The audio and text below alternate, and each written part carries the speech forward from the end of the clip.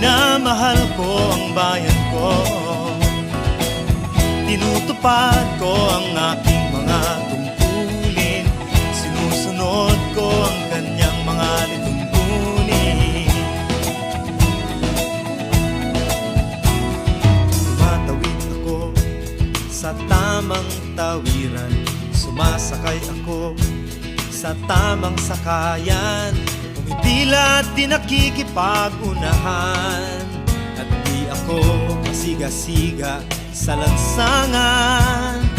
Nagbababa't nagsasakay ako sa tamang sakayan, di nakahambalang parang walang pakialam. Pinagbibigyan kong mga tumatawid sa kalsada, humihinto ako pag ang ilaw ay pula, pagkat ako'y isang mabuting Pilipino. Minamahal ko ang bayan ko, tinutupad ko ang aking mga tungkulin, sinusunod ko ang kanyang mga lituntunin. Di ako nangungutong o nagbibigay ng lagay, tiket lamang ang tinatanggap kong binibigay.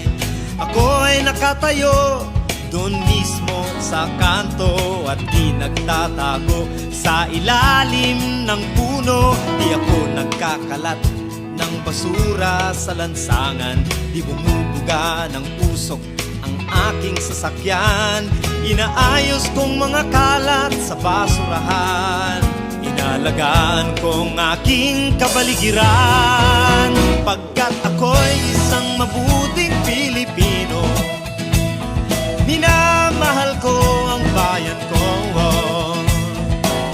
tinutupad ko ang aking mga tungkulin, sinusunod ko ang kanyang mga lituntunin.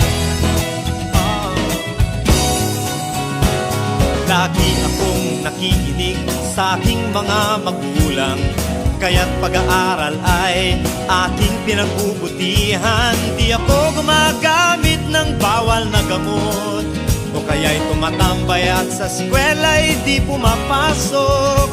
Pinagtatanggol ko ang aking karangalan, pagkat ito lamang ang tangi kong kayamanan. Di ko binebenta ang ating kinabukasan, ang boto ko'y aking pinahahalagahan, pagkat ako'y isang mabuting Pilipino. Minamahal ko ang bayan ko, tinutupad ko ang aking mga tungkulin, sinusunod ko ang kanyang mga lituntunin. Ako'y isang tapat at totoong lingkod ng bayan, pabor o lagay ay di ko pinapayagan.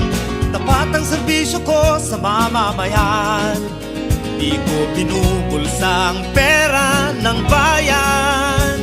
Pinagtatanggol ko ang mamamayang Pilipino, mga karapatan nila'y kinikilala ko.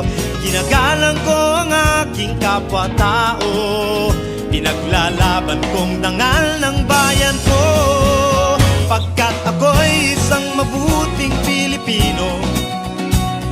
Minamahal ko ang bayan ko, tinutupad ko ang aking mga tungkulin, sinusunod ko ang kanyang mga lituntunin. Ako'y isang mabuting Pilipino, minamahal ko ang bayan ko, tinutupad ko ang aking mga tungkulin, sinusunod ko ang kanyang mga